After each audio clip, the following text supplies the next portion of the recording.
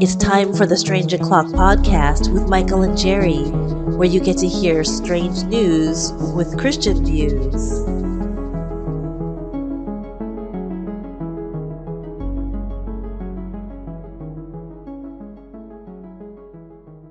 Yes, I've been in Colorado for about 15 years.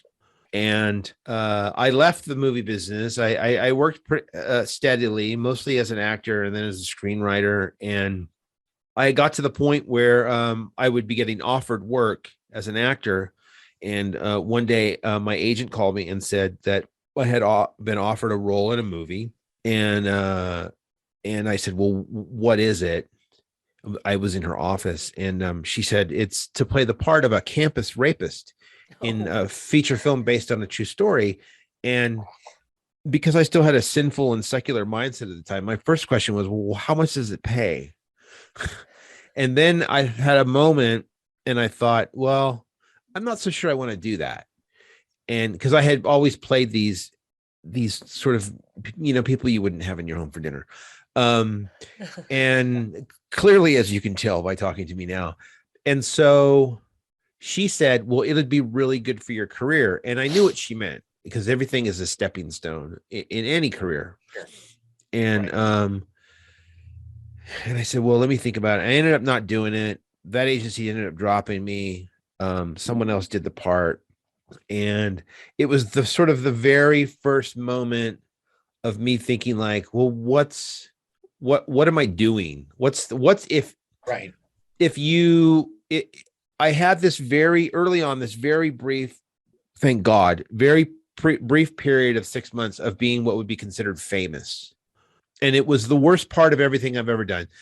My favorite thing was doing theater and then having to go back to my restaurant job as a young person actor in New York. Broadway. Yeah, and that kind of stuff. And so it was not something that I longed for. It made me uncomfortable. If you don't wake up in that business wanting to be rich and famous, you're going to go nowhere. It has to be a driving force for you in the secular world part of it, because you're really just many times churning out this garbage into the universe and into the world and into the culture. Because culture, if you think about the things that the Apostle Paul said, is that it's look upon things that are beautiful. And I'm not a good Bible quoter, but I look upon things that are beautiful and kind and loving. Right. And think upon these things. Yeah. And Amen. I wasn't at the time a Christian by any means, but I did have a philosophy. I was a practicing Buddhist. I had been very faithful to that path, and I had lived with monks in silence and all kinds of stuff. And it was very good for me, and it did great things for me as a person, as a mindset, what are my intentions before I approach a situation.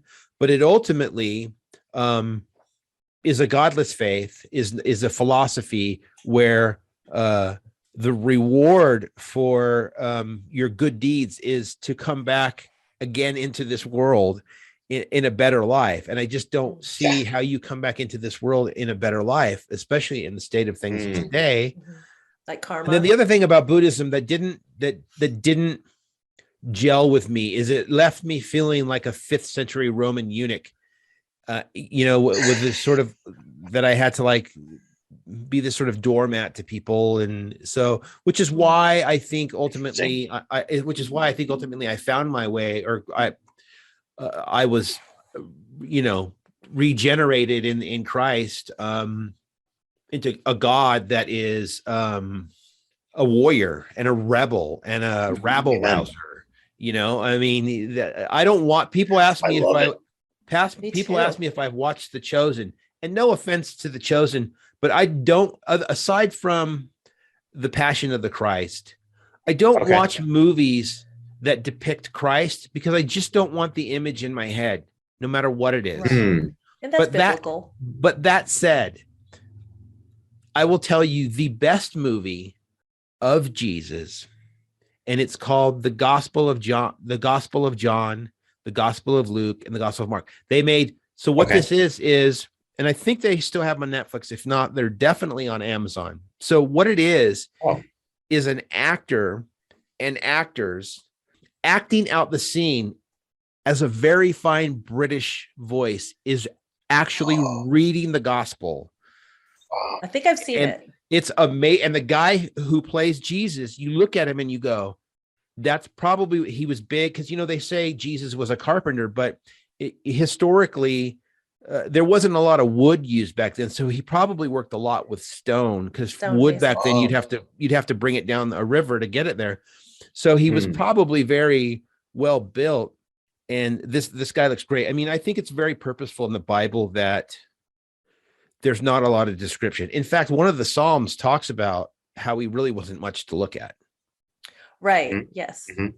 But we always make him look like Kenny Loggins or something, right? Floating on the air. I mean, Geraldine, she's no stranger to Buddhism, and I lived in Asia for 15 years. I speak Chinese and Japanese, and I've been to those big monk places and been on Buddhist TV and spoke Chinese in front of a bunch of people. But I feel like you must have an amazing journey from that mindset and being around that acting area, and then coming into really, I mean, forsaking Hollywood, forsaking all of that, and just going into Christianity. What is the psychology, since we're talking about Buddhism and moving into Christianity, what was that journey like? If you can just share that with us. If you think about philosophies like that, you can also think about God's common grace. If you take it from a Reformed Christian view, which is what I am, I don't want to get too wonky here, but if you're not of the elect, as they would say in Calvinism, then God's common grace maybe lets you create these systems to ease your suffering here. That's an idea. I don't know. The Buddhist thing really helped me focus. I still meditate, although now I do a Christian meditation. Oh wow. I mean, there's some, you'd be surprised at the people. Clint Eastwood meditates every day, twice a day, no matter what he has for the last 40 years. Wow. And David Lynch is a big meditator, although you have to be careful as a Christian what kind of meditation you're doing. Right. Mm-hmm. Oh yeah. And there's lots of Christian meditation. So I really think that I didn't leave the business so much as it left me. I had a bad taste in my mouth. I know that we're going to get into sort of this metaphysical things. And earlier you mentioned the X-Files, and we were talking about being sober. I quit drinking 28 years ago. That's awesome. And oddly enough, I had my last drink at a sushi bar in Malibu called Something's Fishy. And it was with David Duchovny. Really? From the X-Files. Yeah. He was the boyfriend of a close friend of mine at the time. And so we were all out to lunch. Interesting. And I hate sake. What? I can't stand it, but it was 2:00 in the afternoon and I couldn't stop drinking. And I thought that something's not right here. And then I also had an agent at the time that I was up for a job, and she said, well, they want to know how you're doing. I'm like, I'm fine. And I ended up going to AA. I'll tell you a funny story. So I go to AA, and there's a place in West Hollywood called the Log Cabin, and they still have AA meetings there all day long to this day. Wow. So I go to my first meeting, and I walk in, and there's a guy, and he's sweeping the floor, and I turn around and I look at him, and it's Sir Anthony Hopkins. I bet more famous people in sobriety than anywhere else. And so I look at him and I go, what are you doing? And he goes, I'm sweeping the floor. It's my morning commitment. It keeps me sober. I was like, oh, this is my first meeting. I said to him, he goes, oh, well, there's coffee over there. And I said to him, I don't drink coffee. And he goes, oh, you will. And that was the first time I started drinking coffee too. Interesting. But to get back to your original story of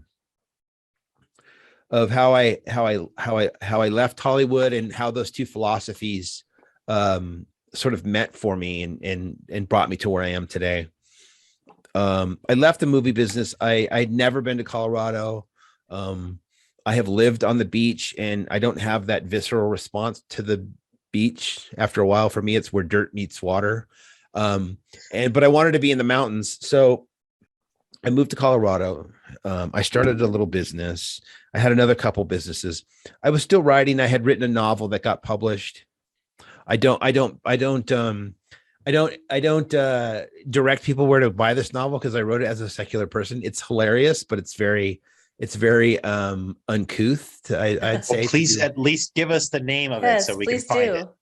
it. It's called Life to the Right of Hollywood.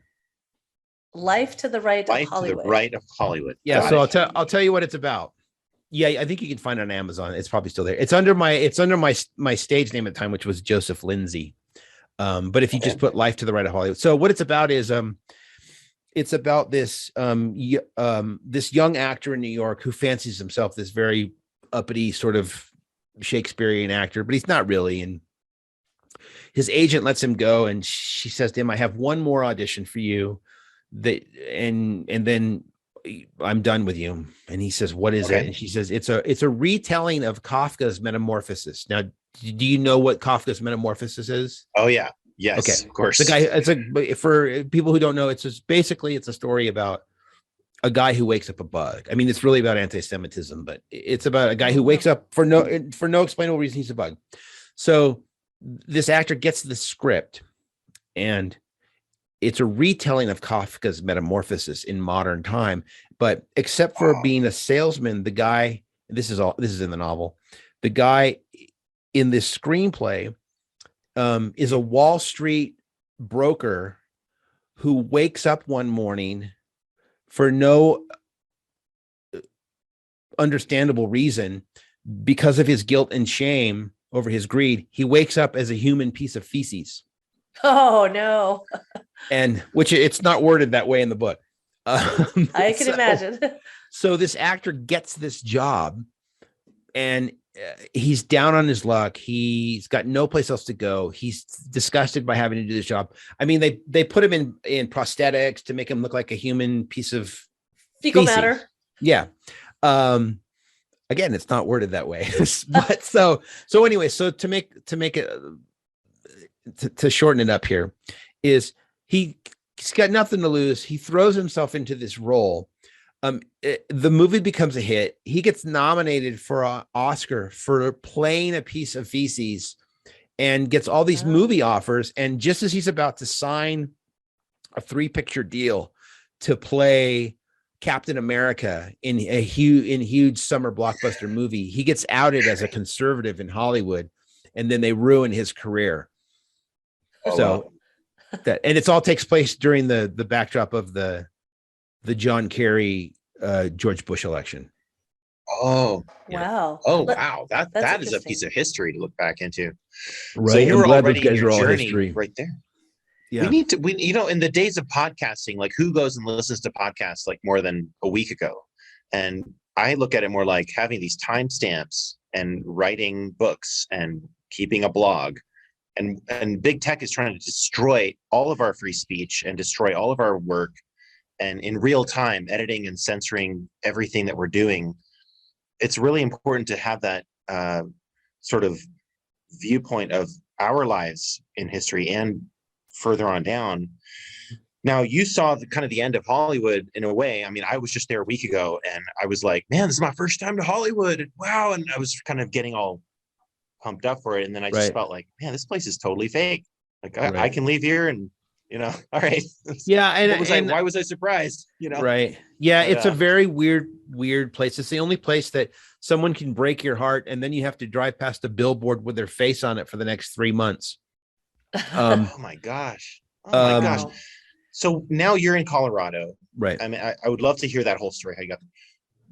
What do you obviously have a lot of contacts and friends and relationships from the glory days, in the 90s, where wow. And then that was God back then.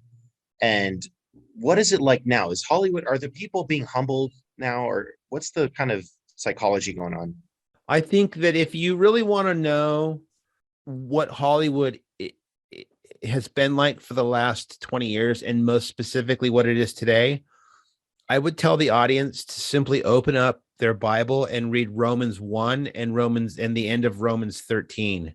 And it's all there, because look, in Romans 13, it says, he gave them over to their lust and then at the end, he gave them over to a depraved mind.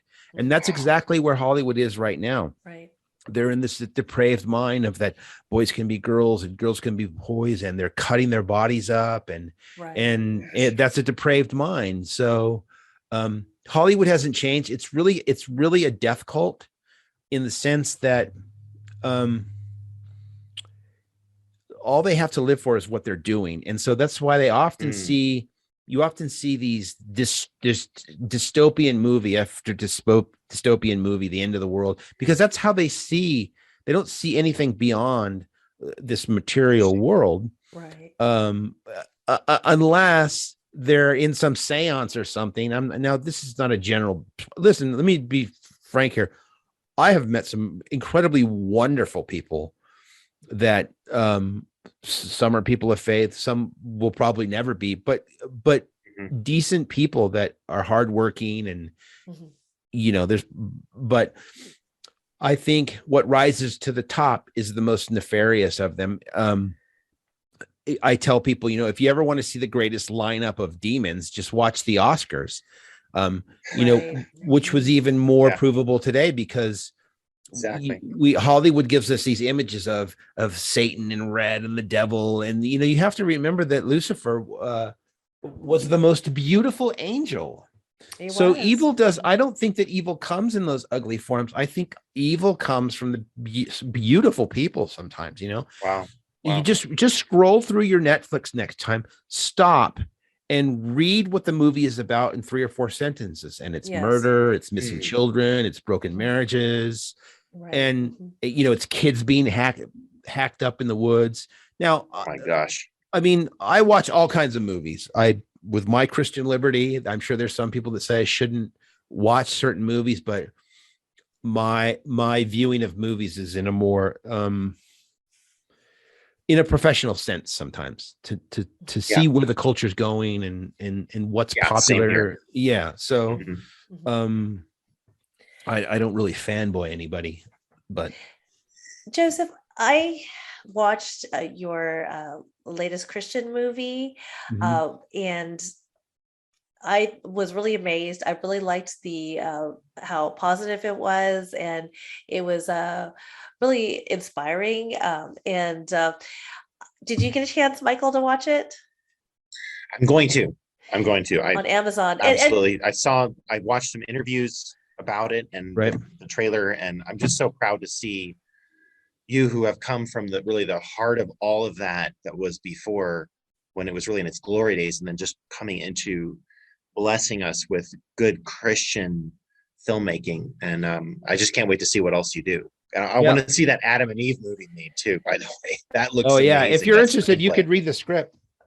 Yes. I don't know if you read screenplays, but I used to be promoting that. Well, so that's an interesting story, how that movie came about. So I had this other movie that I've been trying to get made that had some sort of supernatural elements to it, but it was grounded in the word, and it just kept falling apart, never coming together. And I was at a friend's studio here, hanging some lights for him because it needed to be done. He's a friend, and so I'm up on this big crane inside this. It's a filming studio, and I'm hanging lights and doing some stuff, and he says, "Hey, come on down here." And so they introduced me to this woman. Well, this woman came in, Jeannie Nuez King, and she was trying to get this movie made. She had an idea. She said, I was at this company just now, and this is in Colorado. You can make a movie anywhere. Unfortunately, at times it only takes money. So they said, "Oh, you should talk to that guy. Maybe he can help you." And so she said, I have a script. And I said, well, can I read it? Because nobody says that. In LA, the guy bagging your groceries has a script. So she gave me these, true. Yeah, and so she gave me these 40 pages of it was, she'd never written this, but she had an idea. She told me that God had been telling her to make a movie for 6 years, and she knew nothing about the movie business. She's a real estate person. And so we connect, and I said, well, I think I see lots of themes and ideas and some tones and what you have here, but it's not a screenplay. And I said to her, "Is this something you're interested in doing?" And she said, I am. And I said, you know, it costs money. And she says, I'm okay, which is usually how somebody who can do these things. Really, really rich people rarely go to talk about how much money they have because it's a hassle. Exactly. So I said, all right, well, you know, the only thing I don't do, there are a lot of things I'll do to help, but I just don't write for free anymore. I learned that lesson because you write a screenplay and then they say, well, we're going to pay you when it goes into production. And 90% of these things never go into production. It's, Exactly. you know, and so I wrote this story. I said, you know, what kind of budget were you thinking? And what do you think you can spend? And so she owns a bunch of real estate. I said, why don't you show me the places that you own? And so she owned this mobile home park and she owned this big, huge field that used to be a pig farm and a couple of the places. So I thought, okay, well, it's this low budget thing. And so what I'm going to do is I'm going to take your ideas and I'm going to write them basically in these 2 and 3 locations that you own, because that's a huge money saver. Genius. And so that's what I did. And then so when we went into casting, so this is a really interesting experience making this movie, because it through the whole thing is this Buddhist theme and thing that happened. Jeannie, not knowing the business, said that she wanted to hire all Christians. And I said, I understand the sentiment, but if that's a firm, then I can't do this, because I'm only interested in hiring the best people possible. And so that's what we did. Then it becomes the Colorado workplace, and you can't ask people to come around and pray. It's just, you just can't. You can, but then there's repercussions, even legally. And so I told her, I said, listen, I don't know. So I some of the people were Christians. I knew who they were, but most of them, I didn't know their faith. All I knew is that they showed up and either auditioned or they had the resume or the video reel that I thought was the best for the job. Mm-hmm. And I reminded her, I said, even though I don't know the status of these people, but they all read the script, and whether they know it or not, or like it or not, they're here glorifying the word of God. So Amen. I think that's more powerful than trying to get them to pray or to come to church, because I can't convert anybody. I can just point the way or drop the seed. So the thing about this, the guy who plays the lead is just amazing. He's just fantastic. And he didn't want to do it at first because it was a faith-based movie. And he is a very devout Buddhist, and he runs Buddhist retreats. And so what was really amazing was directing him through this movie, a guy who had never read the Bible, who know only the Christmas and Easter stories, like secular people who it just comes across them in culture, because they don't realize that they live in a completely constructed Christian world, whether it be the date or the time or the judicial system or the medical, that always freaks them out when you can go into detail and explain to them. I got to take this actor through this process of this movie, directing him, and say, listen, when Jesus is talking about this, or this part of the story that you're telling is like in the Dharma, or when the Buddha is doing this. And I was very careful to not make hierarchy comparisons, but just philosophical ones, because even Christ and all the apostles, they read everything. They read other philosophers, and they read of other religions, and they were all really smart people. I mean, well, Paul, and I don't know so much about the fishermen, but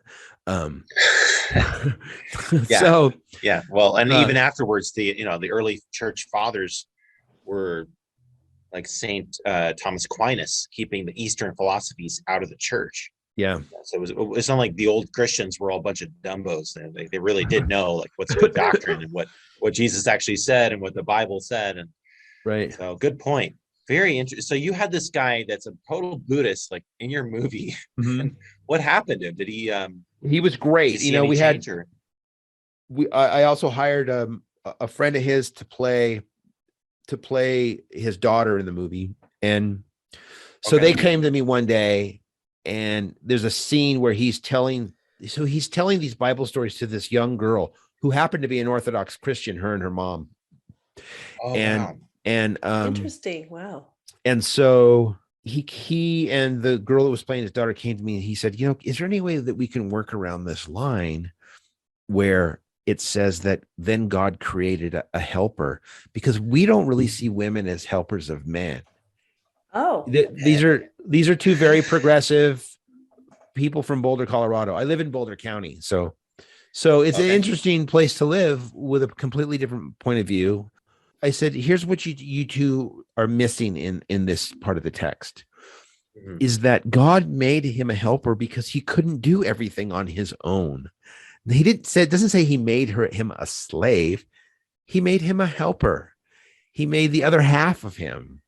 And they're like, oh, I never thought of it that way. I'm like, well, that's because you're not a Christian and you're always welcome. And that's as much as I would go, So anyways, so we went, and it's been a big hit. We made that movie for, I think, $120,000, and we shot it in 14 days. Now that was the Healing Garden, or the Healing Garden. The Healing Garden. The Healing Garden. I really liked, believe it or not, before I even heard of you, Joseph, I watched that movie on Amazon because I was looking for some Christian faith-based movies, and it either Amazon or IMDb.com had put it forth to me saying, you might like this movie. And so I saw the cute little half Asian girl, and I thought I saw the older gentleman. I go, oh, this looks like an interesting movie.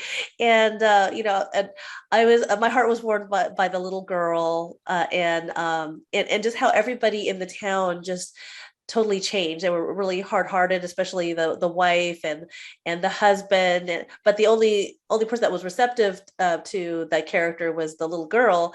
And then it seemed that through the word of God and him being Christ-like to them, and him teaching the word of God to the little girl, that the townspeople started warming up to him, and I just thought it was really inspiring. And then, I don't want to ruin it for Michaal, but I really liked it. And I made it purposely quirky and a little weird. There's an amputee in it. A Marine. Yeah, amputee. he's a friend of mine. He lost his leg in Afghanistan. And he's an actor. Wow.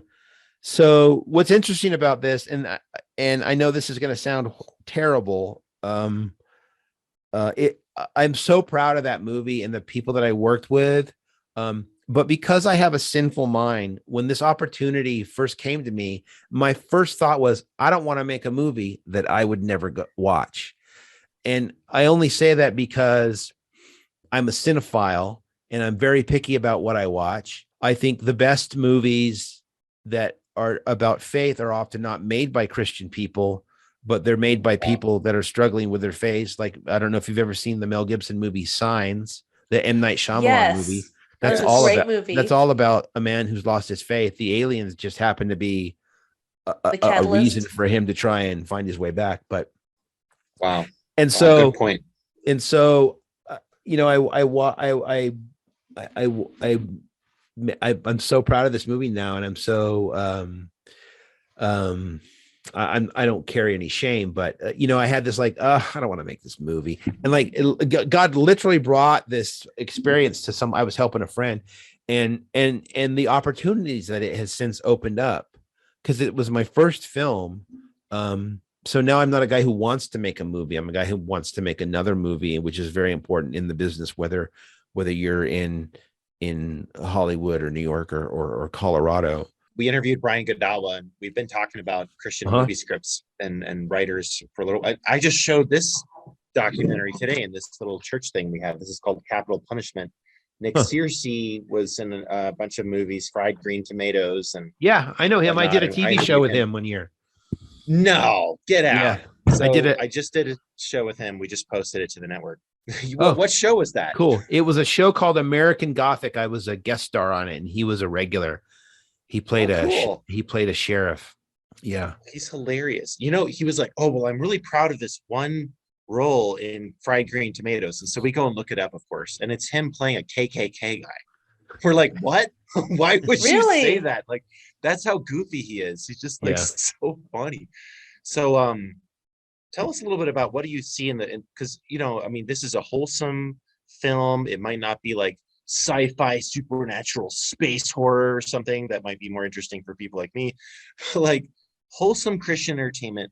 What do you see with like the Christian movie business? Because we have this new kind of opportunity with streaming for Christian movies to be made.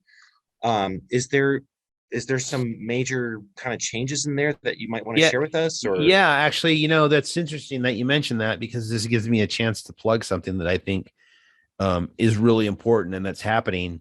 Is there is a new streaming service that's going to launch this year, and it's called Lore TV. So their website is LOOR.TV. And okay.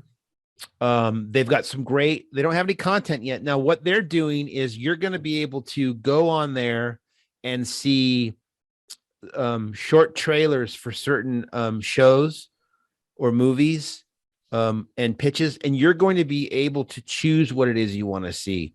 So your monthly subscription, you'll be able to point it at you. You'll think, well, I like that. Here's part of my money for them to go and make it. So it lets you become a part of it.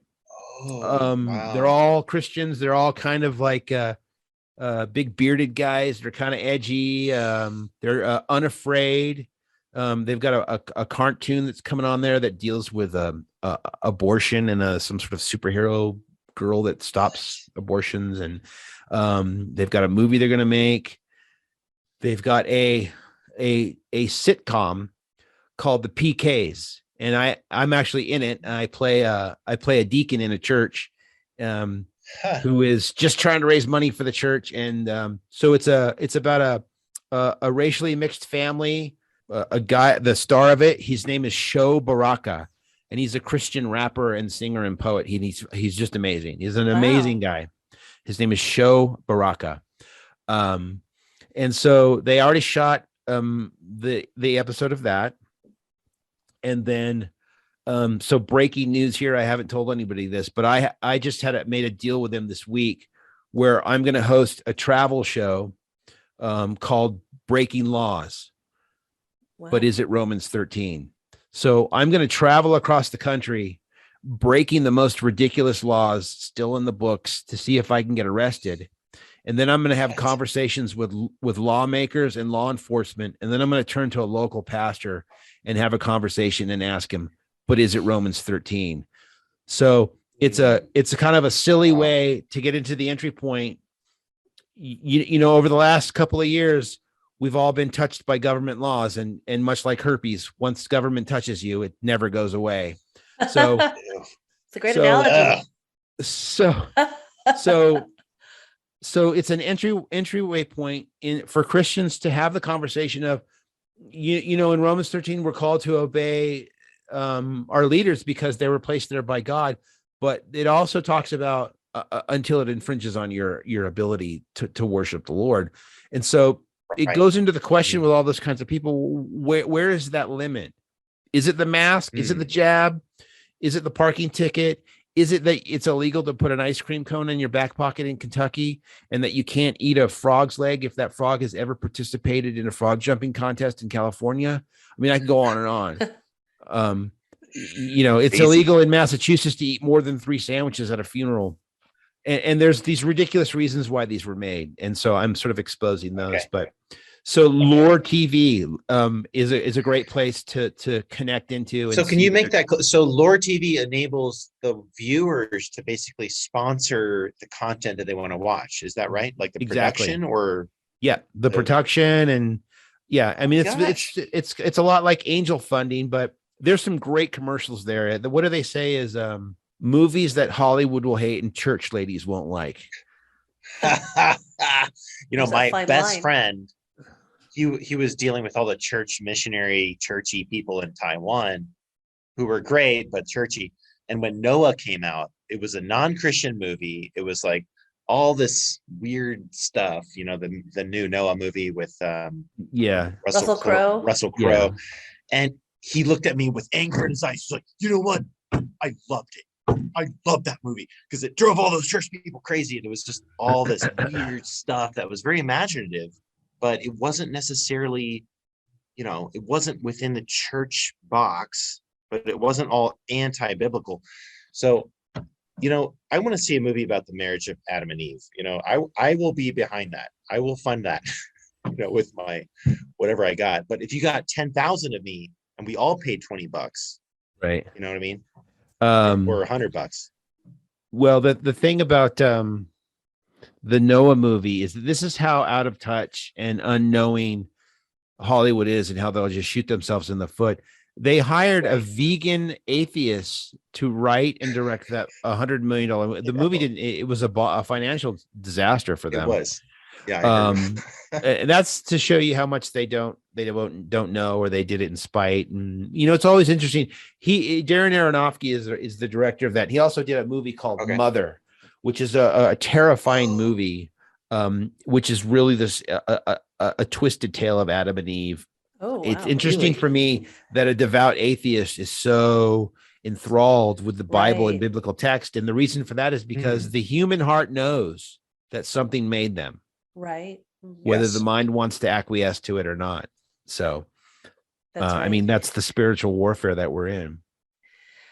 Joseph, I brought up Brian Godawa because both you and him, both in the movie industry, said parallel things, such as that you don't really prefer Christian movies, but you would prefer a movie that has some Christian elements in it, but it doesn't have to be an overall arching, Christian movie. Could you give some examples of that? Yeah, I think as a filmmaker, I think what I try to do is, so there's a difference. Like, I don't know if you know who the Kendrick brothers are, but they make some of the biggest. So they will openly tell you that they're making sermon movies. The War Room, Overcomer. Yeah. So they're, and I'm okay with that. They will openly tell you these are sermon movies. We're preaching. It's often to the choir, but every church needs a choir. So I'm okay with that. There's a market for that. Those guys have become incredibly wealthy. My question, if I ever were able to sit down to them, it would be, what have you done with those millions of dollars to help support the independent Christian world of filmmakers that are out there? Because I know lots of them. Where is your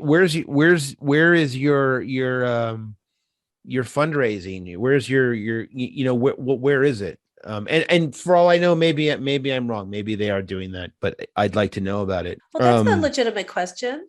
And I have watched those movies, a lot of like God's Not Dead, all 4 of them, and the Kendrick brothers movies, and all of them. And I've liked them, and I can see why a Christian producer or screenwriter, such as yourself or Brian Godawa, might say, well, cinematically, yada yada, I don't prefer that, but I prefer this or whatever. And like you said, every church needs a choir.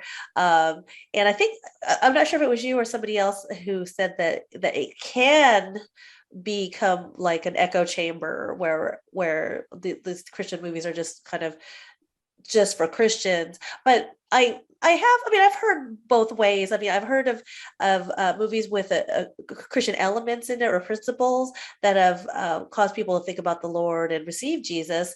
And then I have heard of people that were outside of the faith that have come to know the Lord through God's Not Dead, believe it or not, who've told Kevin Sorbo, like this Muslim lady, and just various people throughout the world have told people involved in that movie that they come to know the Lord. So I think that, whatever shoe, that the person is wearing, can be, instruments to, reach people. Yeah. I agree. I think the thing to remember is that those guys didn't bring, those people to Jesus. They brought people to the movies, because only Jesus can come to you. Yes, it's not the movie. And that's the thing that sometimes evangelicals in the movie business need to remember, that they're not bringing people to Jesus. They're bringing people to the movies, that plants the seed possibly. But to answer your question, to answer your question more specifically, is I try to write movies, if they're going to have an element of faith in it, it's real people that just so happen to be Christians and live from a Christian worldview. I didn't preach to anybody today, but I talked to a lot of people, and hopefully there was something that I was able to convey, whether it's just in my, I don't know, my listening or my presence or my conversation, because it ultimately, well, I'll tell you how I originally came to Christ. Here in Denver, a few years ago, we had Tebow was our quarterback. And I was going through a rough time. I had a friend of mine who was stealing from the business we had. And it was just distraught. He was in my wedding. So Tim was going through this thing here as our quarterback because he had come out and said, I just want to thank my Lord and Savior, Jesus Christ. And then all the flack he got for it, and the way he just held his composure through the whole thing, it was the first time for me seeing how Christ in a person can operate in the world, and the world not love you and somebody be okay with it. And I thought, I don't know what that is. I'll never be 6'4", but I want what he's got. What is it that he's got? And then I found out, as the more I looked into that it was Jesus. That's what a real Christian operating in the world looks like. Right. And it was so powerful. It was so attractive to me. And so I said to my wife, and I literally said to my wife, let's go see what the crazy Christians in our neighborhood are doing. And so we went to our local church, which I think it's the largest church in Colorado. It's a big, like, smoke and bands, and we've since moved on because we got quarantined and came out Calvinist from watching all these videos of Michael Heiser and Douglas. Oh, really? Wilson. Yeah. Welcome to the family. Yeah, Michael Heiser's on the network. Yeah, and Jeff Durbin. I forgot what we're saying there. I went off on a tangent, but yeah. So we went to this church. Got you saved? Yeah, Tebow. We went to this church. What? I discovered I was out of the movie business. I discovered I heard the message in a very simple, straightforward way from the pastor there, Jim Burgeon. And so for the next 9 weeks, my wife and I and my 1-month-old daughter at the time, who's coming up on 11 now, we went every Sunday. While we were going, I would then go and throughout the week before and study and try to disprove the Gospels and what I was being told through historical, through philosophical ways, through documentaries, and I couldn't do it. And so we're driving back from church one day, and I look over at my wife and I said, I think we're Christians. And she goes, oh, I think you're right. And so we got baptized, and that's when everything really started to change, because I gave my life to Christ, and I said, I'll do whatever you want me to do. I was unemployed at the moment. Listen, I love donuts. I would have opened up donuts for Jesus in Colorado if that's what I felt. But everything that started coming back into my life was movie business stuff. And opportunity to write a screenplay and get paid for it again, and then have an opportunity to come and go, well, I don't do that kind of stuff anymore. I mean, I could be making a lot of money writing horror movies, chopping up kids in the woods because they're in constant need of these horrible movies. But you always need more of that. Yeah. So that's really Praise how God. I got back into the movie business, was by getting baptized and going, what do you want me to do? And I was very reluctant. Because, but now I have this sort of new sort of purpose, and I really want to bring an edgier sort of vibe to movies, which is why I've teamed up with the guys at Lore. I'm about to produce Tony from the Confessional's next documentary. No. Yeah. So that interview was so good. And that's such a cool it guy. was breaking news there. And I'm trying to get this movie made right now called The Super Awesome. And if you're interested, you can go to superawesomefilm.com, and there's a whole layout of the story. But really what I want to talk about in that is the proper use of cannabis in a person's life. And I'm not talking about smoking pot and eating Netflix and nachos. What the movie is about, it's about a Christian farmer and his botanist wife who have exhausted their efforts with medical pharmaceuticals to cure their daughter from a life-threatening illness. And when they turned to a washed-up scientist and his theories of medical marijuana, their faith gets called into question by the church, people and members of the town. And it's it's all on the website, but it's based loosely on a girl named Charlotte Figge, who had this disease called Dravet syndrome. And the only thing that cured her, she has since passed at 13, but she wasn't supposed to live past 5, was CBD oil, a very specific kind that was grown for her. And oddly enough, this plant was grown for her by the Stanley brothers here in Colorado, who are a group of young Christian men. Well, they're not so young anymore. Wow. But so I really want to push sort of boundaries that make you uncomfortable, because they're the things that make me uncomfortable. And when I'm comfortable, things that's not always good. Comfortable with my family, but I prefer to be. I'm more comfortable in a constant struggle with understanding, not against, but with. Joseph, before Michael got on board here, I was telling you about how most of my life I was anti-marijuana, anti-CBD oil, but then I watched a video that was on a podcast that I listened to, and it was one of those banner ads. It was for the Stu Peters show, and it says every Christian should watch this. So I said, okay, well, I'm a Christian, so I clicked on it, and it was almost similar to what you were talking about, but it was an older gentleman, probably in his 70s, it looks like, or maybe 60s. And he said that his wife had some sort of debilitating disease where she was bedridden, or when she was out of bed, she was in pain and all kinds of different ailments. But then he saw that in Exodus, the word for the herb that was supposed to be in line with the other types of anointing oils, like frankincense and myrrh and cinnamon. Well, I guess in 33 AD, or I forget which time period it was, but it was definitely around Jesus's time, where that word that was supposed to be cannabis, that it was mistranslated to sweet calamus. So apparently, I guess the lifespan used to be 150 years or 100 years, and I guess it was 33 AD, which was when that word was mistranslated from cannabis to sweet calamus, and that the lifespan went plummeted down to like 30 years old or something like that. Right. And so when he combined everything in Exodus plus cannabis, which is cannabis oil, that it healed his wife. And he totally brought it from a Christian biblical point of view. And up until that point, I was anti CBD oil. But after that, I take CBD oil. I give some to my husband. He sort of has this inkling that I'm giving him CBD oil, but I haven't come out and told him. But I could tell. Okay.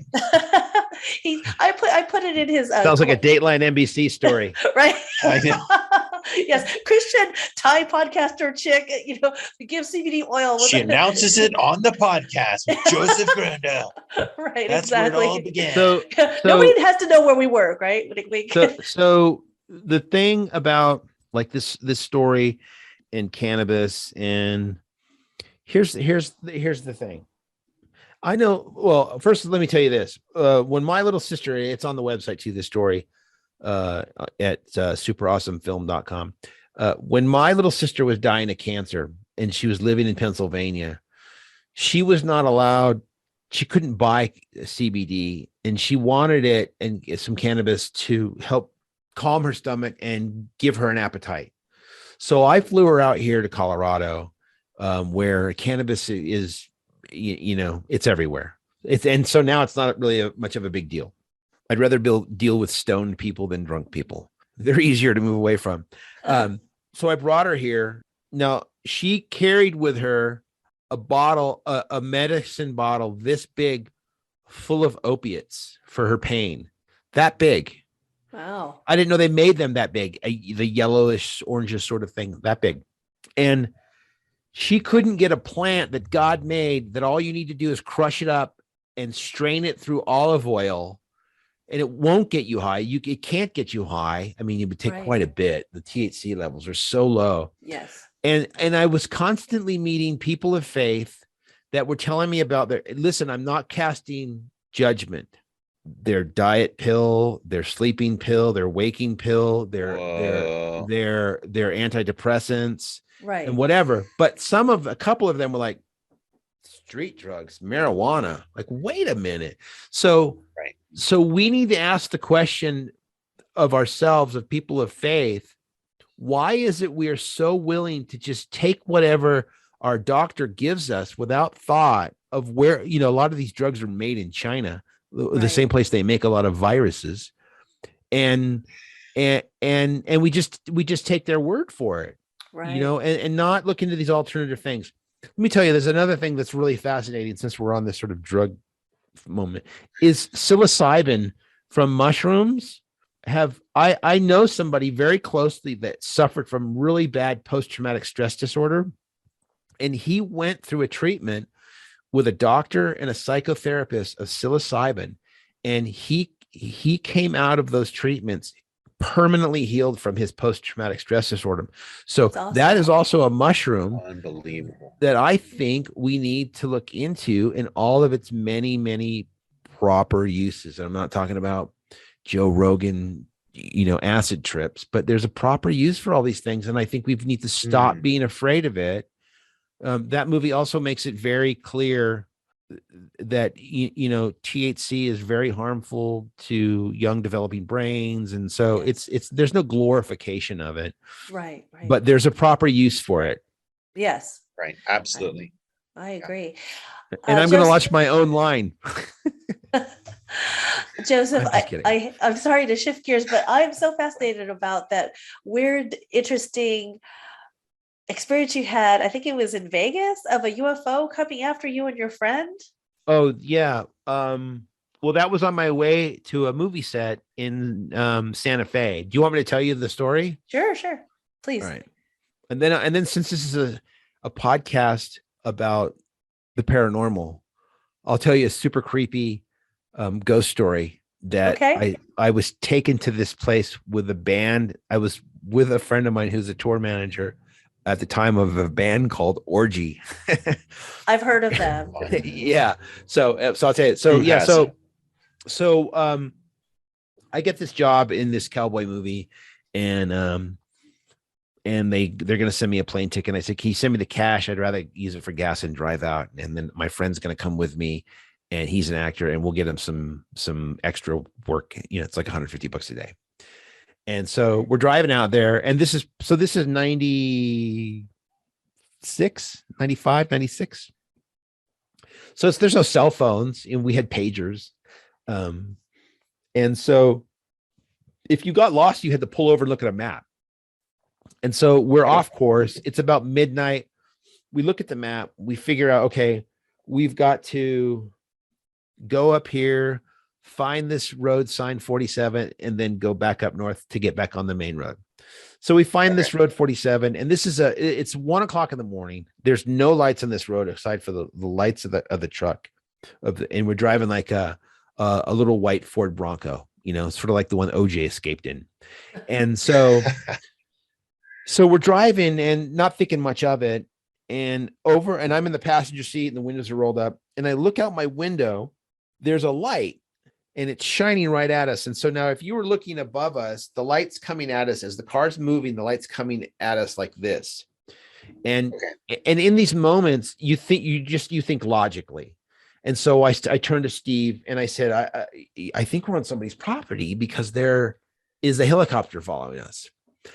And so this light got so close to us that he couldn't drive forward because he couldn't see the road and had to stop.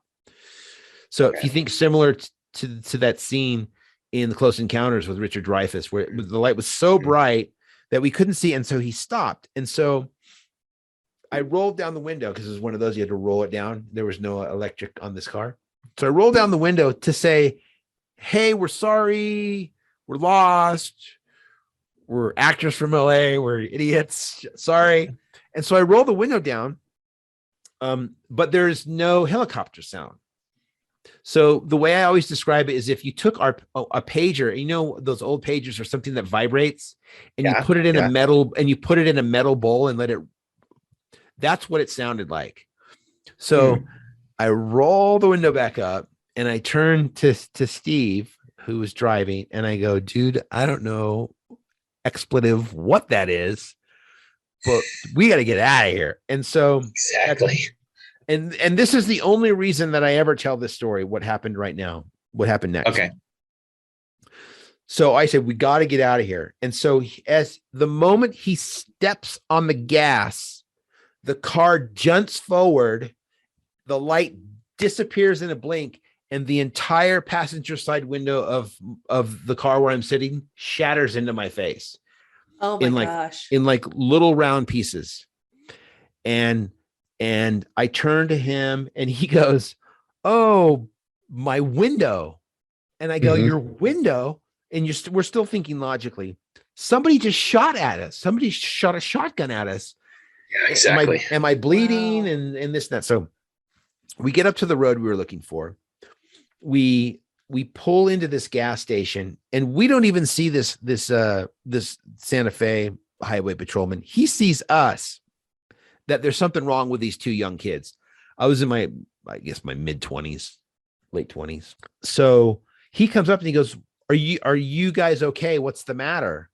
And so we're like, I'm on the road. And then they're like, and somebody shot at us. And he's like, wait, somebody shot at you? And we're like, yeah, somebody shot a shotgun at us. And he takes us over to the car and he looks in the car. He goes, listen, if there was a shotgun, it would have gone through it. You would have been hit with pellets. There'd be pellets in the car. And then he closes the door where I was sitting, and he shines his light around it, and all the metal around the side of the window had been bent in from the force of the window being blown in at me.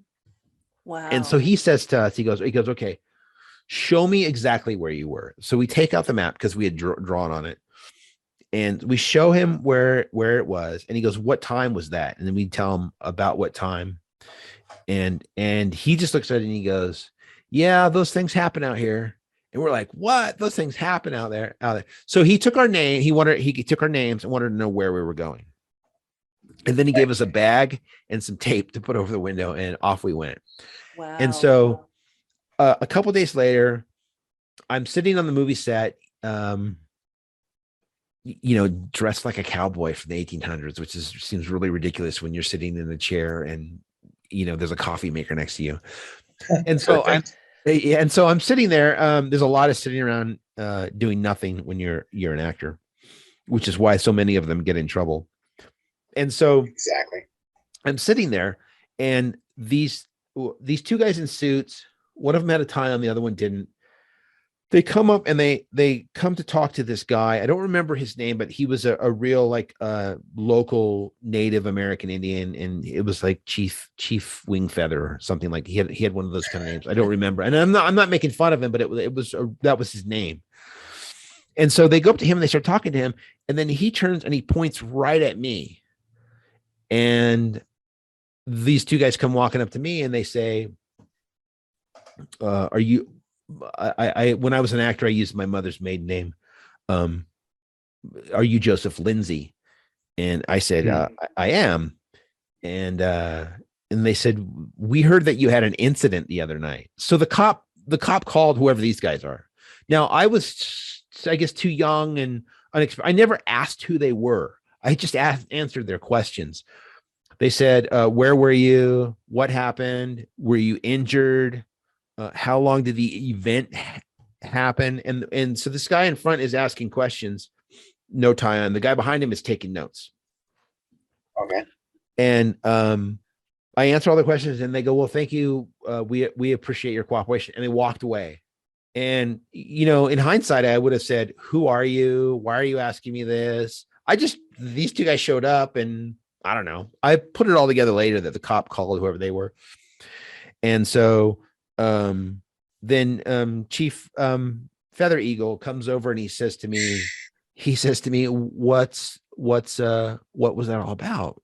What did those guys want? I said, well, so I tell him the story I just told you, the light, the sound, the shattering of the window, bending of the, and I tell him that, and he's like, oh yeah, those things happen out here because they come for the crystal in the mountains. I'm like, what do you mean? Wow. What do you mean they? He Wow. goes, well, yeah, the aliens. I'm like, whoa, whoa, whoa. This is the first time I've never thought aliens. I'm still thinking helicopter. Now I'm starting to think aerial test something, you know?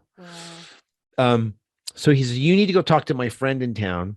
He works at the newsstand because they had newsstands still in the 90s. And so a couple days go by and I have the day off. And so I go into this newsstand and I say, are you, I don't know, John? He goes, are you John? I said, yeah, Chief Feather Eagle sent me. He's like, oh, you're the actor who had the incident. So now I've had an incident too. I'm like, well, I don't know. Incident. And so again, so I tell him the same story I just told you. And he says, well, yeah, they do. There's a lot of that activity out here. And do you mind if I ask you some questions? I say, fire, sure, whatever, fire away. And so he said, how long did this event happen? How long was it? And I was like, I guess, 15, 20 seconds, which can be a long time in an experience like that. Sure. 15, 20 seconds. And he goes, oh, well, it seems like 15 or 20 seconds, but what they can do is they can take you out of where you're at and you could be gone for days or hours and bring you right back to the very time frame you were in. And it only feels like 15. I've I was heard like, of that. what? I was like, Yeah. and he was going all into it. And who are they? And he's like, well, the aliens, they're really drawn to this area. And I was like, okay. And he says, have you had any nosebleeds? I said, no. Any soreness in your throat? I said, no. And he said, well, I hate to ask you this, but it's really important. Do you have any pain in your rectum? And I said, no, I don't have. Why would I have pain in my rectum? He says, well, because they go in and that's how they remove semen from the human species. And I was like, listen, man, I just want the paper and a Kit Kat bar. I'm out of here. And so I'm leaving and I'm driving back to my hotel room and I start thinking, do I have any pain in my rectum? Has my nose been bleeding? And so that was I really think in hindsight, knowing more now that they were probably testing some sort of government drone that we happened to come across. And maybe we were just the subjects of the evening. And I don't think it was anything alien because I think those other two guys were probably from the Air Force or I don't know. Do you think they were the Men in Black? Do they have pale faces, red lips, and kind of like this demeanor? No, but they did have sunglasses on though. They weren't Ray-Bans. Oh. But I think they were Foster Grants. Maybe they're the Men in Black. Interesting.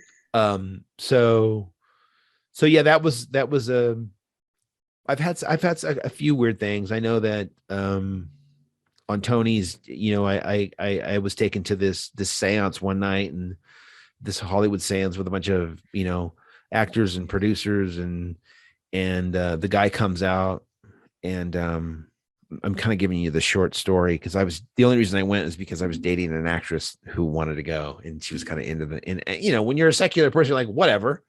Now right. I wouldn't go near that with with a stack of Bibles and a Jesuit priest. I wouldn't go near it.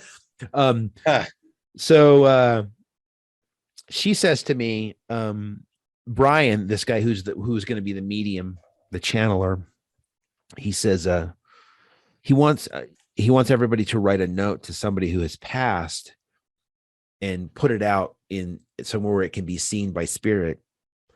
And I said, okay. Because she was cute. I was ready. I was 28, whatever. All right. I'll put a note out to my dead father. And so I write that out and I put it up there, and a week goes by and we go to this thing, and it was at a very modest house in the valley. And I noticed some celebrities there and that kind of people. And so we sit in these chairs, and he comes out and explains these things, and he talks about channeling people, and his assistant's going to come out and possibly channel an actual spirit to manifest through her. And the way that happens sometimes is that what's called ectoplasm will come out of the body, and the spirit uses this ectoplasm to create a voice box and speak to the audience. I was like, okay, cool. And he's handing out He's handing out pictures. And Weird. so I'm skeptical the whole time. And I'm looking around to see if there's any way they could be faking this. And we're in like folding chairs in his living room, and the lights were a little low. You know, it was, I look back now, a little creepy. This is all demonic stuff. Right. And Yeah, sure. I know that now, you know. And so here's what's interesting. I've been around these people before. They say a prayer before they do their thing. And I think their thing is really nice, but they never invoke the name of Christ. Right. Right. Yeah, They course never not. invoke. I really, in Right. hindsight, they never. And I've been to mediums and channelers as a secular person, and it's some really creepy. Anything but Christ. They don't invoke the name of Christ. So he says this prayer to the God of the universe and to God, the loving, and you know, they want to have they want to eat their cake and have it too. Right. So he starts standing, he takes some deep breaths, and he starts saying, I have a woman here who's so and so, and does this make any sense to anybody? And she had blonde hair, and I think her name was Mary. You know, my mother, that's what she passed away. And he goes, was it cancer of this? And she's like, yes. She's like, and he goes, and there's a dog with her. And she's like, is it? And he says the name of the dog. Right. And she starts crying. And then as this is all happening, there's a black guy sitting kind of behind me in a chair, and he keeps looking over at me throughout this whole thing. And then he brings his assistant out, and she sits in this chair, and she starts doing these breathing exercises, and the lights are really low. And what he's doing is this is all in hindsight. He's conjuring up evil spirits. This woman sat about 5 yards from me. It was a room of about 25 people. And from her nose came this white mist that made a hook and then floated in front of her face to about the size of your fist. And it moved and it spoke. She wasn't speaking. A voice came out of this thing. I get creeped. What? I get creeps. Just look it up. Ectoplasm, and they use it. Demonic spirits use this to create a voice box that they actually speak through. And this woman was channeling people in the room and talking about them. And this whole time this is happening, this black guy behind me keeps looking at me. And what that is demonic possession, right? Showing people what a spiritual enlightenment looks like, right? You know, because they think that they're right there next to the spirit. But here's what demonic spirits can do. And again, we got to stop thinking of demons as these horned animals. Those are creations of Hollywood to try and get you to not realize that they can be incredibly attractive people. Oh yes. Mm-hmm. And spirits. And so he's conjuring up this spirit right there, and it's talking to the room, and it's sort of like she gets exhausted and she was sweating, and it sort of ends, and he thanks everybody, and he didn't ask for any money. He asked for a donation. If I wanted to get a donation, I gave him $5. I'm sure others gave well. And so this thing ends. Now, here's something to remember is that demonic and evil spirits can know your past and your present, but they cannot know your future because they are not omnipotent. Right. I don't even know that angels can know your future. And by the way, angels don't have wings. That's a Michael Heiser thing. Anyways. Very good. So this black guy comes up to me and this girl I was dating, and he says, I'm sorry that I kept looking over at you, but do you have a father in spirit? And I was like, yeah. He goes, well, your father was here. I was like, oh, really? Was he? He goes, yeah, he figured out that there was too many spirits trying to get in a message to Brian. And I'm a friend of Brian. I'm also a channeler and a medium. And he figured that out. And he brought a message for me to give you. No, let me tell you something. I've never seen this man in my life. Mm-hmm. Never in my life. And so he says, did your father have a very thick Spanish or Latin accent? I said, yes, my father was from Cuba, and then I'm still thinking like, well, anybody can know that. And um, he said that you have been both running 5 miles a day and you started smoking cigarettes. Is that correct? I go, because this girl that I was dating was a smoker.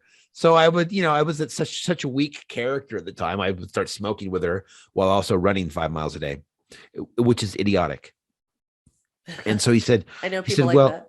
Yeah. And so he said, you need to go and have your lungs checked out. I said, okay. He thinks your father told me that he thinks that they may be damaged from some kind of chemicals that you were around a lot as a kid. Does that make any sense? I said, yeah, my dad was a contract painter. It was a house painter. Oh yeah. And so anyway, so I eventually I go to the doctor, just I don't know, an annual checkup. I've had insurance from the Screen Actors Guild, so I used it whenever I was able to. That's why I went to so much psychotherapy when I was younger. And so I go to this doctor. I'm going to check up. Oh, I know. I was going to do a job, and you have to get a physical every time you go and do a job. And so I said, hey, can you take some x-rays of my lungs? He's like, oh, do you have some pain? And I said, no, but I got this sense that there might be some, he humored me. They take x-rays of my lung, and he comes back and he said, that's really interesting. There's a spot on your lung. I know. I was like, is it cancer? He's like, no, it's a spot. It's a damaged spot. Like some kind of injury or inhalation when you were a child. And I said, could lacquer paint do that? He's like, well, if you're around it enough, it could when you're young. And I was like, and he says, probably bigger, but that's when I learned that your lungs are one of the few organs that can completely heal themselves. And so that's like that's a real experience. I'm not making any of that up. And for the longest time, I just thought, oh, spirits and da, da, da. But until I started reading theology and talking to those who know better, and I said to this, I was on a dive trip, and I said to him, what do you think that is? He goes, those are demons. Those are demonic spirits. They're to move you away from the truth. So he goes, so now those people, they spend all their money and their time trying to look for answers through channelers. And then he pointed out to me that, you might know, I can't conjure it up at this moment. The story of who went and saw a seer in the Bible. Saul, yeah, a seer. So they were doing it back then too. Right. Sure. Necromancy. Yeah. I'm glad that you reiterated the story, and I sort of remembered the UFO story, but then I kind of remembered the seance story, but I didn't know the details. And you're so right that demons masquerade as ghosts to deceive people into believing that there isn't an afterlife in heaven or hell. And if they can deceive people into believing that you just kind of float around in whatever vicinity that you died at or got killed at, then that person disbelieves the accounts of what occurs to us after we die in the Bible. But yeah, they're very deceiving, very, very deceptive. That demons come as masquerade as angels of light. And if they can masquerade as a person's departed loved one, then that person, when that person reads the Bible, that if they put the experience above the Bible instead of the Bible above experience, that they're deceived.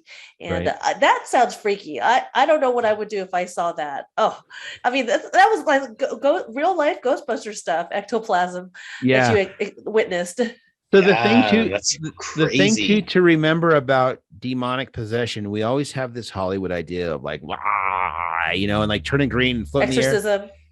Exorcist. I have no doubt that happens. But if you want to see the work of Satan and demons, is this gentle vibration of pushing culture and society in directions. Like right now, they want to teach 5-year-olds about sex and organs and transgenderism. That's demonic possession, very gently. And if you want to see, to say unpopular things, I think I'm okay with. But if you want to see the greatest movement, and I'm talking about the movement as it went through this country in 2020.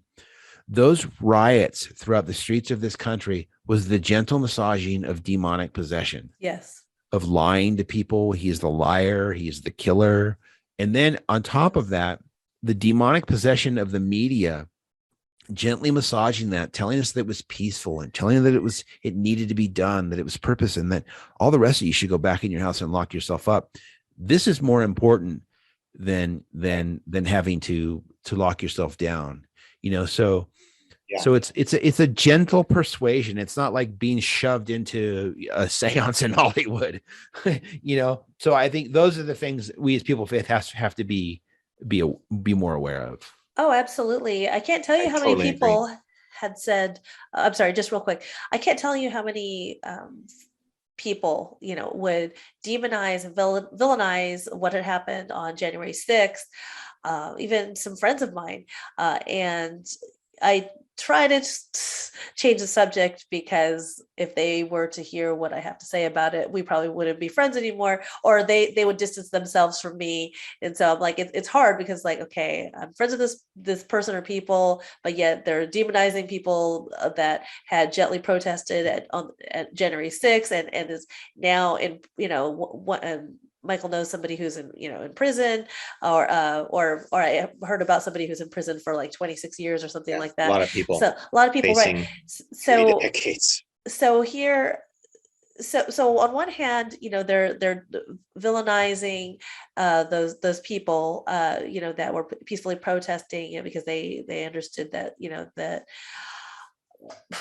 basically that Trump should have been voted in, and this isn't a pro-Trump, podcast or anything like that. But, I'm a pro-Trump policy guy. Pardon me? Yeah, I'm a pro-Trump policy guy. Pro-Trump policy and if guy, you read right. the Bible, you will know that oftentimes God has used some very ugly people to do amazing things. Right, absolutely. And what's the next Trump level event? Like, we're not here trying to be political or necessarily only talking about movies or even just the paranormal. But I think what Geraldine and I both agree on is that and a lot of people, most of the biggest names out there are like, we need spiritual answers now. It's a spiritual war, and it's going to have to be a God thing. It's going to have to be something from the other world, the dimension of wherever God is, to solve these issues, because we're dealing with like freaking demons and aliens here now. Like, it's just so weird. Like, right. So that's why we're doing this podcast. It's entertaining to hear ghost stories and alien stories and to talk about movies. And I love all those things, but also I hope that our audience understands we're trying to solve these problems and to connect with the God of Abraham and Moses. And he's going to do new things for us. It might be Elon Musk saves people for a while, and then he turns out to be bad. And then another thing, I don't know. It's so random. God uses people like Elon Musk, and that's what common grace is, Elon Musk may never come to Christ, even with all the best efforts of the Babylon Bee, but I saw that. But God's common grace to him is that his reward is here in this world. He's a billionaire. He's interesting. He gets to shoot rockets up. He may never come to Christ. His reward is here, and I think that's for a lot of people. Yes. We do hope that he does come to know the Lord truly. And I did watch that Babylon Bee episode, and it seemed like he came to know the Lord, but who knows? Only the Lord. I think those guys did a poor job. I think they should have stopped for a moment and said they were too cavalier about it. So if Elon Musk ends up coming to Christ, it's because maybe those guys mentioned to him, but it was going to happen eventually anyway. Well, we just need to pray for people like that. And I mean, even Trump, Christian or not, look what he got done. If you were red pilled before Trump, it was kind of scary back in 2014, knowing all this stuff, and ISIS was taking over, and Trump came along and made all this stuff mainstream. And to this day, the media is freaked out about anything Trump, even though, in my opinion, God allowed Trump to fall into space with the vaccine thing. But whatever, what's the next thing? Like, what's God going to do that's out of the box next? And that's what we're reaching out to, really thought leaders and influencers like yourself, Joseph, and just to see, like, okay, what's God going to do with Christian movie making and script writing, and where can our audience get involved? And let's end with that. I know it's getting late, but where can our audience get involved to help what you're doing? And then they can in the months to come, they can go to Lore TV because they're going to need funding. Lore TV, LOOR.TV. If there's anybody interested in funding movies, they can get a hold of me. I've got some great projects that I'm trying to get off the ground. But here's what I would say. If you want, I'll close with a really creepy ghost story. It's very short. Yes. Okay. Sure. All right. So first, to answer your question, I'll tell you a story. So I live here. I live near Boulder, Colorado, which is the most progressive secular town in this state. It's also one of the whitest and wealthiest, ironically. And if you walk down the mall, the outdoor mall, at almost any time of the year, you will see young people there standing with their clipboard, with a button on, with a cause to change the world, because they're gonna get you to sign this thing to change the world, whatever it is, the earth, or saving, keeping your abortion rights, or whatever it is. They have, liberals have to pick a goal that is unachievable. Unachievable. What's the word I'm looking for? It's getting late. Anyway, unachievable. Yes, and so that they can continue to live on their good intentions. And so they came up to me. It was this young man, this young woman. They said, "Excuse me, sir, will you?" They wanted me. I stopped them and said, "Wait, stop right there. I don't know what it is. I don't care what it is, but I tell you what, I will sign both of those things if each of you can name 3 of your neighbors and tell me one thing interesting about them." And they couldn't do it. They were flabbergasted. I said, the world is your neighborhood. Yeah. You're not doing anything for the world. The world is your neighborhood. Know your neighbor. Just know your neighbor. It can be challenging. It can be incredibly rewarding and very simple. My neighbor behind me here has had Bernie signs in his thing all the time. Oh, he still was at our house, him and his wife, for dinner. We disagree on things. Sweet. Beautiful. I mean, so just know your neighbor. Know your neighbor, and just, I would say, my wife always says that people should preach what they practice, not practice what they preach. They should preach what they're practicing. So preach what they're already doing. Yes. Preach from who you are, not who you think you're going to be. And I just think she says that all the time. She usually says it when she's yelling at Nancy Pelosi or something.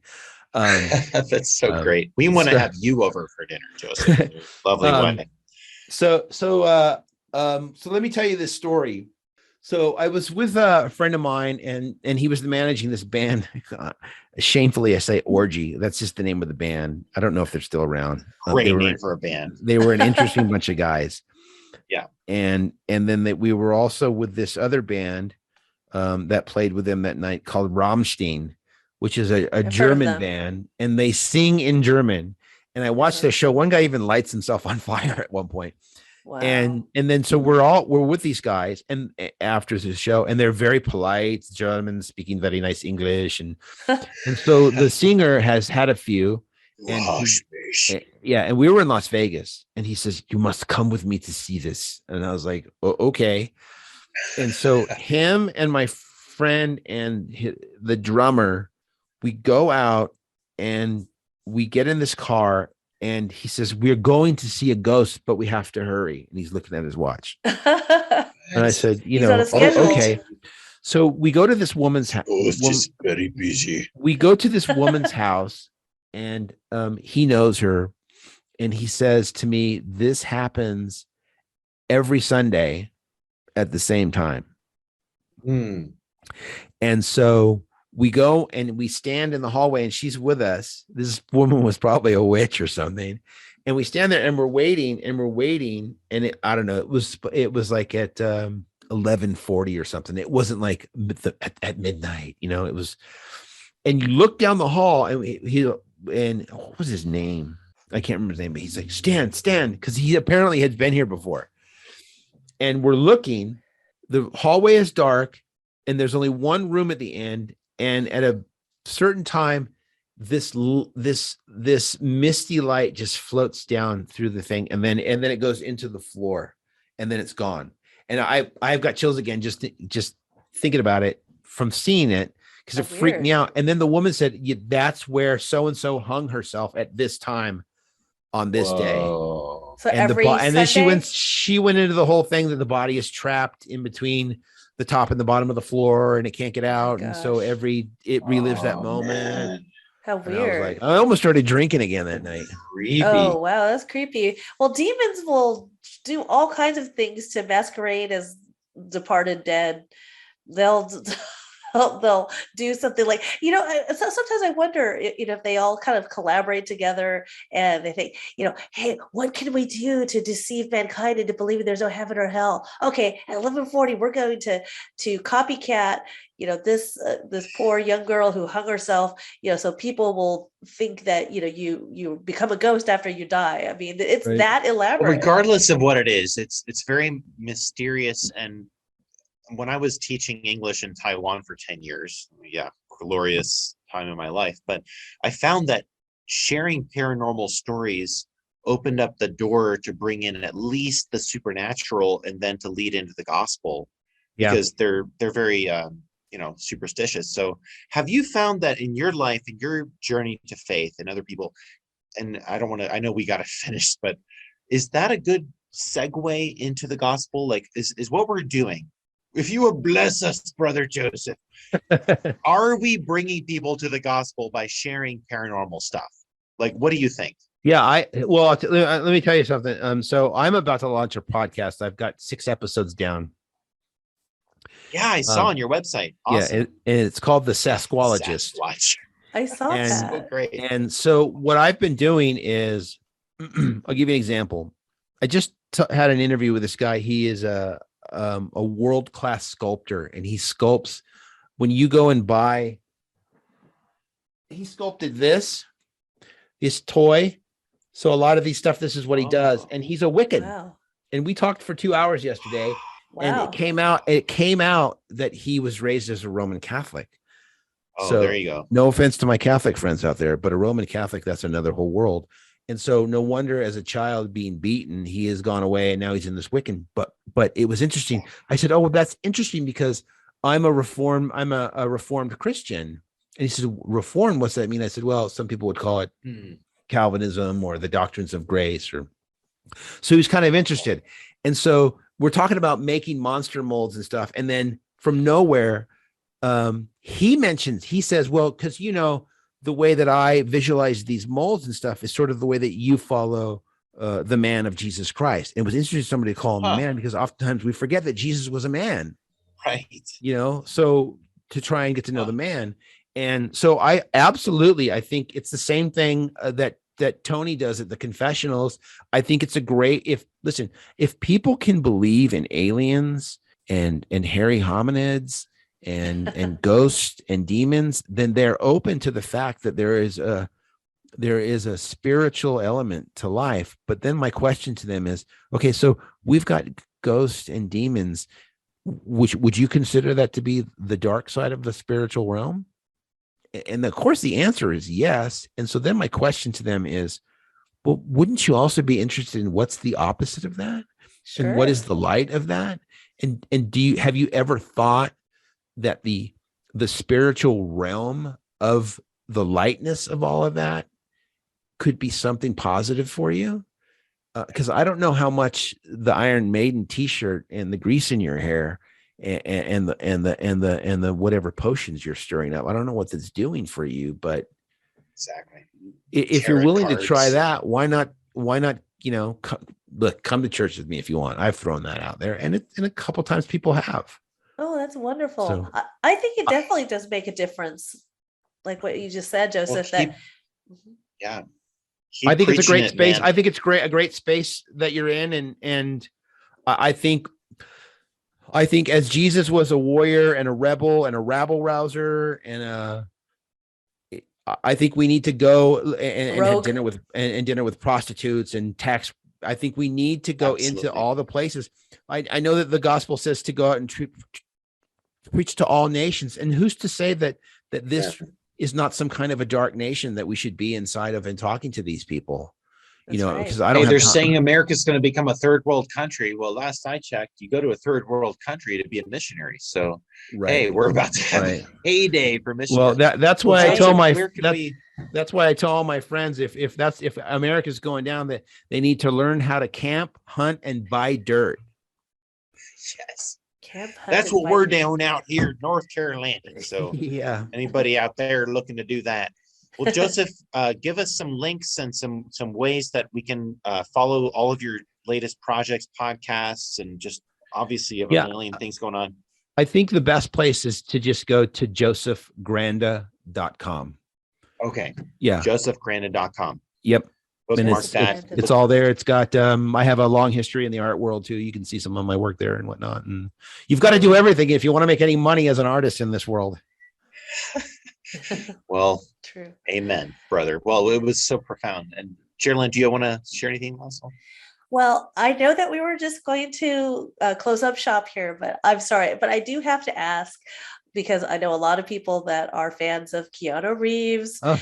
Can you please tell us about your experience with being on the set of A Walk in the Clouds with Keanu Reeves? Yeah, so that's funny. Yeah, I did. I know you said that I produced that movie, but I I didn't know. produce it. I'm so sorry. My bad. No, that's okay. Co-acting. Yes. I was I an actor in it. Sorry. So yeah, so I'll tell you. I'll just tell you, of all the people that I've met in Hollywood, Christopher Walken, Al Pacino, I did a play with. I met Marlon Brando. I delivered a script to his house one day. Keanu Reeves is the most normal, easygoing, nice movie star person I've ever met. You don't get the sense that there are some people that are so powerful in their fame that if your back was turned, if you're in a crowded room and your back was turned to the door, the temperature of the room changes when they walk in the room. Really? Oh, That's the gosh. power of stardom, of people that know it and embrace that. And he's not like that at all. But I tell you, working with him, what I experienced, for me, and then I'll tell you a story. When we went out to dinner, we were up in Napa Valley shooting that movie, and there was much more that I did in it, but a bunch of it got cut out. Is that when you meet him in person, what makes him interesting on camera is that when you meet him, his energy is neither completely masculine or completely feminine. He has this centered sort of energy about him, and that's what makes him really interesting to watch on camera. That was my experience. And so a bunch of us had a night out, and we went to this restaurant in Napa Valley. And so I think I went up to the hostess and I asked how long the wait was, and I went back and I told it was Keanu and I think 4 other actresses. It might have been a producer with us. And so I said, it's an hour wait. And a couple of people kind of just looked over at Keanu, and he was like, oh, come on. Because we know that if you went up there and asked for a table, they were going to give him a table right away. So we egged him on, and he went up there, and he walked up there, and not more than a couple seconds later, the spellbound young girl behind the hostess desk, he turned around to us and he just waved us over. So somebody didn't get their table and we did. So yeah, I mean, I know other people that have met him. I met him at a deli in LA a few years later, and it was really interesting. I saw him. I when you live out in Los Angeles, you see famous people all the time, and so you really don't make a big deal out of it. And so I saw him, And we made eye contact, and he goes, "Hey, I know you from somewhere." I go, "Yeah, we did a movie together." He's like, "Oh, that's right." And so I thought that was kind of genuine too. Oh, So interesting. yeah, so Wow. Keanu Reeves Those are fun. recognized me. Wow. That's my claim to sweet. fame that day in the Hofbrau Deli on the Hollywood Boulevard. I'll have to rewatch that because I watched it when it came out or a few years after it came out, and my one of my best friends, Roxanne, she was spellbound when she watched it, because it was supposed to have been set in Spain, Yeah. in one of the early World War 1900s or II, whatever, yeah. World War II, right? And so I'll have to rewatch that. And so, did you play one of her brothers? No, I only had. I ended up only having one scene, and I get in a fight with him on the bus. Oh, okay. Yeah. I'll have Yeah. to. So That's I worked on it Joseph. for almost 2 weeks, and then so yeah. Okay, well, thank you so much for reconnecting. Yeah, I had a great Sorry. time. I really appreciate you reaching out, and Absolutely. I'd love to be able to come back on when I have a movie coming out or the show. Absolutely. Yes, And, we're growing this, and we're just interested in promoting the kingdom. And it's funny you mentioned. I was literally just driving by the Viper Room like a week ago, right, thinking about. And I was in the same cult that Rose McGowan and River Phoenix. They were born into that. So there's some weird energy going on right now with all of this, that the kingdom is moving, and Geraldine keeps meeting different Hollywood screenwriters, and I'm just kind of like along for the ride. Like, yeah. Well, hey, whoa, what are we doing? Like, wow, okay, Joseph Gronda, okay, wow, cool. you should send me an email also, so you and I can keep in touch. Absolutely. And I'll send you when it's Yeah. ready, if you want to read the marriage of Adam and Eve. The whole story is out Please. there. It's not in the canon of the Bible, but it's in the Apocrypha.